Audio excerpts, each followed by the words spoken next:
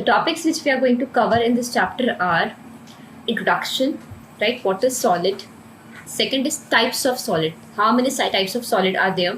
Third is the classification of crystalline solids.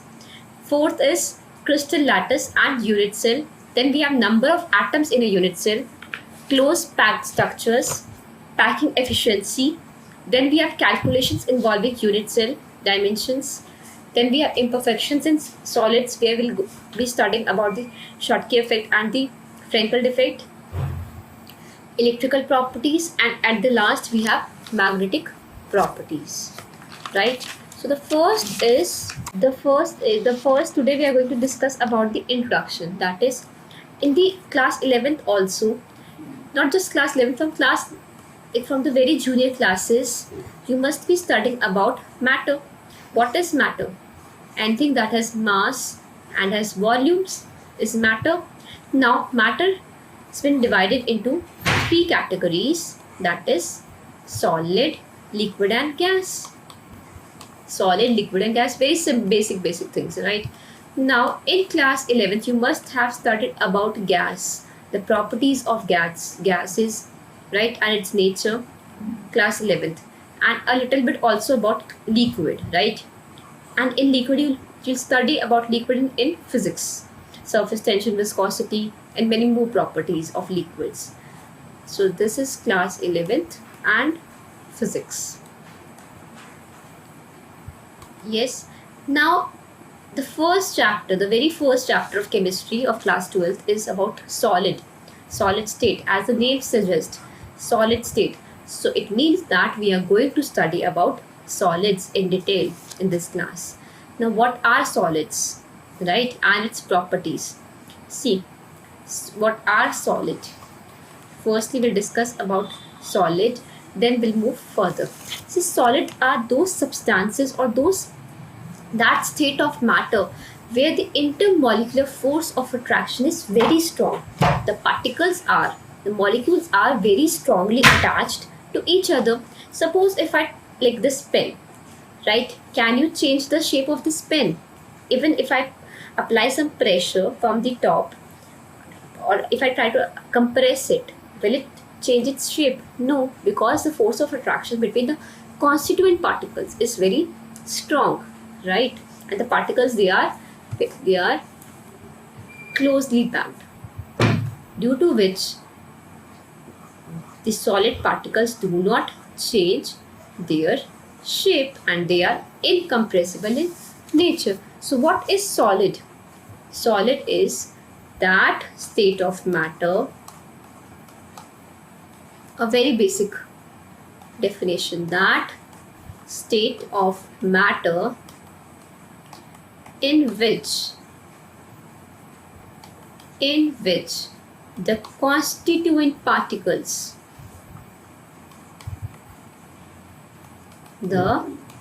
constituent particles right, and every time I'll be using this term constituent particles, I'll be saying it CP, right, just to save my time.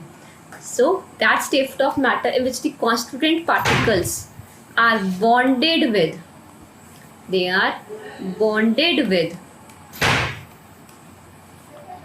stronger intermolecular force of attraction. They are bonded with stronger intermolecular force of attraction. So solid is that state of matter in which the constituent particles, they are bonded with stronger intermolecular forces of attraction. That is why it is very difficult for us to change their shape, right, and to compress them. So next we have properties of solids. Now what are the properties of solid? You must be studying the properties of solid from very junior classes. Solids have definite shape, right? They have definite shape, they have definite size, and they have definite volume. So we can simply say solids have definite shape and definite volume. Definite means fixed. The shape and volume remains fixed. Now let us talk about their compressibility. Just now I've told you, like if we just discuss the example of suppose chair or door. So can you compress solids? The compressibility of solids is very low because again of the stronger intermolecular forces of attraction, and we cannot compress solids. Next we have flexibility. Are solids flexible in nature? Can you convert a chair into a table? Are solids this much flexible? Like if I talk about liquid water, if we pour liquid in a glass, they take the shape of the glass. If we pour liquid into pan, they take the shape of the pan. But are the solids this much flexible? No, they are not flexible because the intermolecular forces of attraction are very strong, and intermolecular distances, they are very less, right? Solids are closely packed. So flexibility of solids are very low. Next we have, you must have studied about this property also, diffusion. Diffusion is very low. You must have studied about diffusion in class 9 also, that the movement of particles. So movement of solid particles is very low. Fifth we have their melting and boiling point. Because of the strong intermolecular forces of attraction, the melting and boiling point of solids, they are very high, right? For example, the very famous example is of diamond, right? Next we have, they are good conductors. They are good conductors of heat and electricity. So these are the basic properties of solids, which you must have studied in your junior classes also. Good conductors of heat and electricity. Moving further we have, so these are the basic properties of solids which we are studying from our junior classes. Now moving further we have, now solid state, classification of the solid state. Now solids have been classified into two parts. Solids have been classified into two parts, that is crystalline solid and amorphous solid.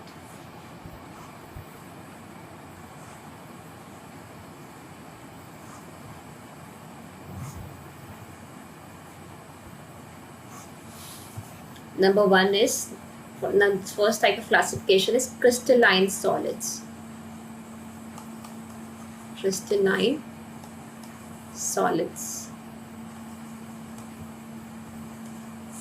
And second we have amorphous solids.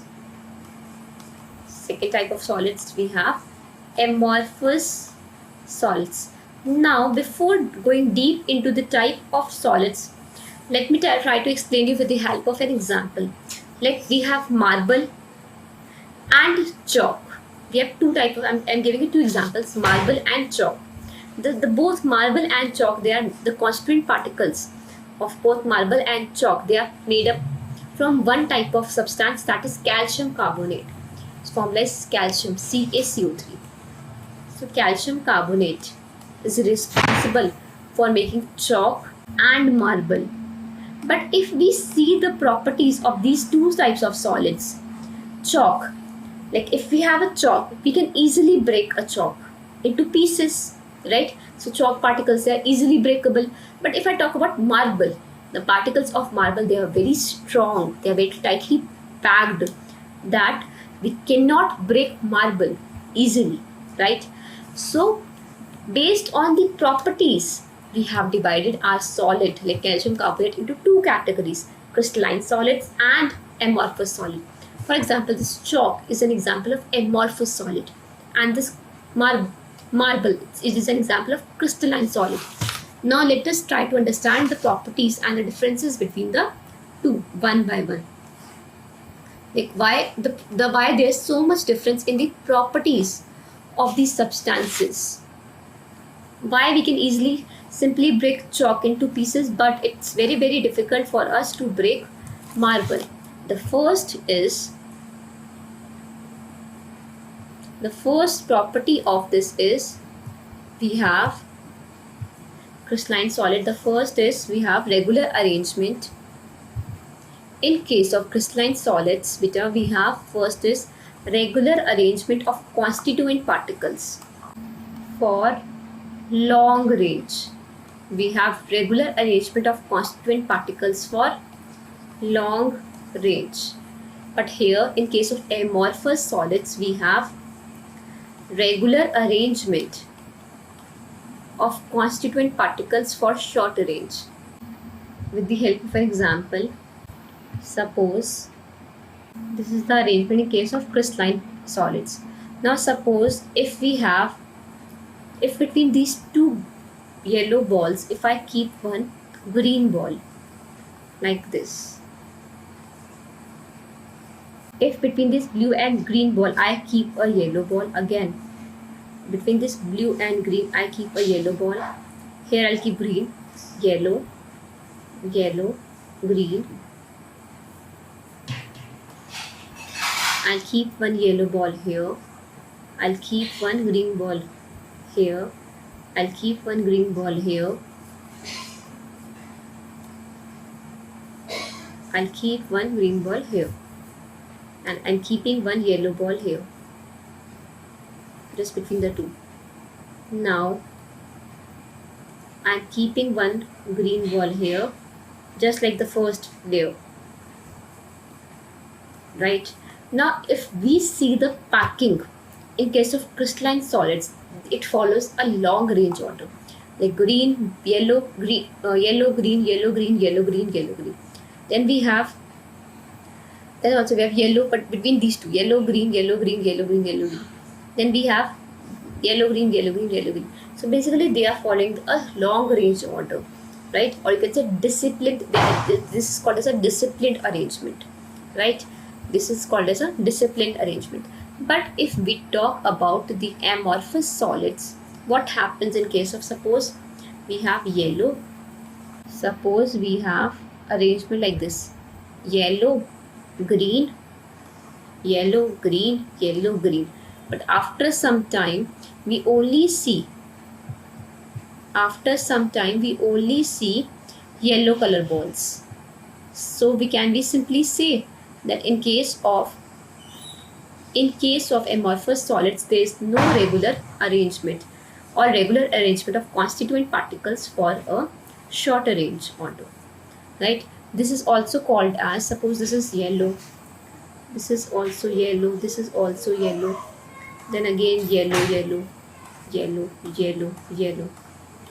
So there is no fixed arrangement, or we can say there is actually a random arrangement of molecules. Green, green, this is also green, suppose this is also green. So there is a random arrangement of constituent particles in case of crystalline solids, or we can say random arrangement or indisciplined arrangement of the constituent particles in between the molecules, right?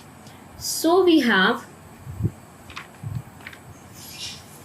next point we have, since because there is a regular arrangement of the particles, therefore the force of attraction between the particles is strong. It's difficult to break the force of attraction because of this regular arrangement. But here, since there is no regular arrangement, force of attraction is less, therefore we can simply break these particles. For example, we have chalk. Next we have second point, the crystalline solids, because of this regular arrangement of particles, they are also called as true solids. We call them true solids. But here they are actually, these amorphous solids, they are called as pseudo solids. Like they appear like solids, but some of them in reality are actually semi liquids, or you can say these are pseudo solids, or we can also call them super cooled liquids. For example, glass. Like if you go to some old building after 15-20 years, what happens? The glass particles, they actually starts flowing, and you will observe that the glass particles, they will have, like they will be thicker at the bottom than top. Means what does it suggest? That the glass particles, they are flowing over a period of time, right?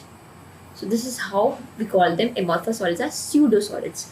Third, we have this kind of crystalline solids. Their melting point is sharp. They have a sharp, or you can say definite melting point, right? They will melt at a single temperature, at a particular temperature. But these solids, amorphous solids, they melt over a range of temperature. For example, plastic. We all have plastic at our household, in our households, right? We all have plastics. So what happens if you try to melt plastic? You take a plastic bottle and you'll try to melt plastic. You will observe that these plastic, they have a range of temperature. They will never melt at a particular temperature. When you start melting plastics, what happens is, first they will get soft, right? And after some time they will start melting. So we can say they melt over a range of temperature. They melt over a range of temperature. Fourth point, which is a very important point we have, that they are anisotropic. Anisotropic. It's a very important point. And they are isotropic in nature. Now what does it mean? Iso means same. What is iso? Iso means same. And isotropic means different. Means they have different physical properties when observed from different directions. They have different physical properties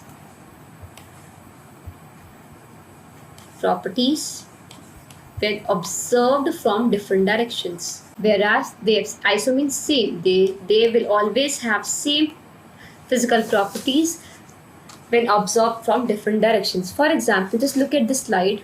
For example, I'm using some another color. Like I'm using this color. Suppose if I try to find out the refractive index or resistance or refraction from this, we have blue, green, blue, green, blue, green, right? But now if I try to find out blue, green, blue, green. But now if I try to find out the refractive index in this direction, we have yellow, yellow, blue, yellow, yellow, green. From this direction, green, green, yellow. From this direction, if I find yellow, green, green. So in any direction, if you try to find out the value from any direction, you will see that the values of refractive index, they are coming out to be different when observed from different directions. Basically, this yellow, green is nothing. They are actually anion and cation. Suppose this is anion, cation, because we know the solid like NaCl crystal, Na positive, Cl negative, Na positive, Cl negative. That is how a solid is going to bind together. Next we have, suppose, because they are randomly arranged, if we observe from this direction or this direction or this direction or this direction, because the particles have no proper arrangement, they are randomly arranged, therefore the properties, the different properties which will observe from different directions will come out to be same. Approximately they'll come out to be same. So because the particles are randomly arranged, we don't know how the particles are actually arranged, but because here in crystalline solids the particles are fixed, they have a regular arrangement, due to which the properties, we will never observe similar properties when observed from different directions. I hope these 4 points are clear to you. Next we have,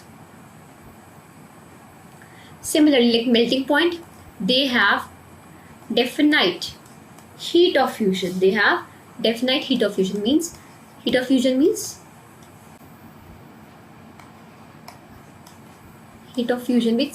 temperature at which solids, heat required to convert 1 mole of solid into 1 mole of liquid.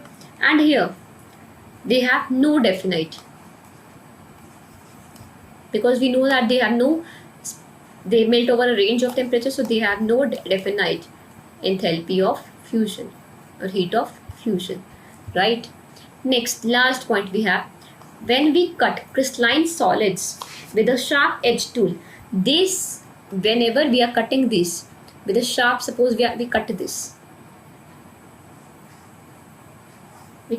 we'll get one sharp surface here, we'll get a sharp surface, we'll always get a sharp surface whenever we'll cut crystalline solids with, for example, NaCl crystals. Sharp edged tool will always get a sharp, or you can say smooth surface. And here, in case of amorphous or like chalk, when you can try cutting chalk, what you'll find? You'll find that you'll get an irregular surface.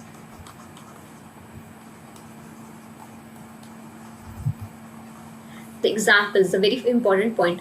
I'm erasing the slide and I'll write the examples. Okay, please take the screenshot. So next we have examples of these two. Examples are like NaCl, quartz, we have KCl, we have zinc blend, that is ZnS, we have calcium fluoride. Here we have chalk, rubber,